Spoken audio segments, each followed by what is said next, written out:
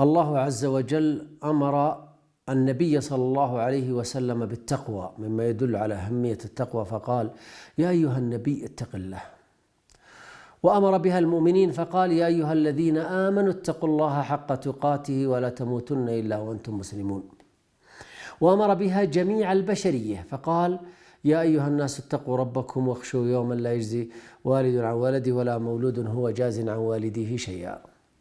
التقوى لها أجور في الدنيا ولها أجور أخرى في الآخرة، ولذلك يرفع الله المتقين درجات ويجعلهم في أعلى الجنة. قال الله تعالى: إن المتقين في جنات ونهر في مقعد صدق عند مليك مقتدر عند الله.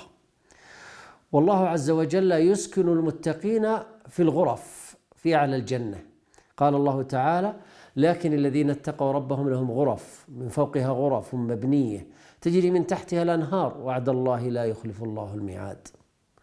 والله سبحانه وتعالى جعل للمتقين فضائل كثيرة جدا في الجنة، فقال: إن للمتقين مفازا حدائق وأعنابا وكواعب أترابا وكأسا دهاقا لا يسمعون فيها لغوا ولا كذابا جزاء من ربك عطاء حسابا.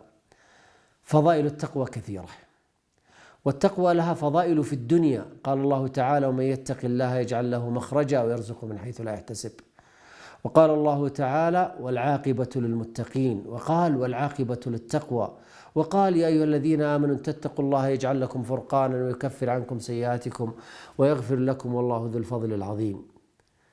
وإذا أردت أن تحقق هذه الفضائل جميعا فعليك بالصيام وتعظيم الله في ذلك الصيام. قال الله تعالى: يا أيها الذين آمنوا كتب عليكم الصيام كما كتب على الذين من قبلكم لعلكم ماذا؟ لعلكم تتقون. فإذا اتقيت الله فإذا صمت حصلت لك التقوى.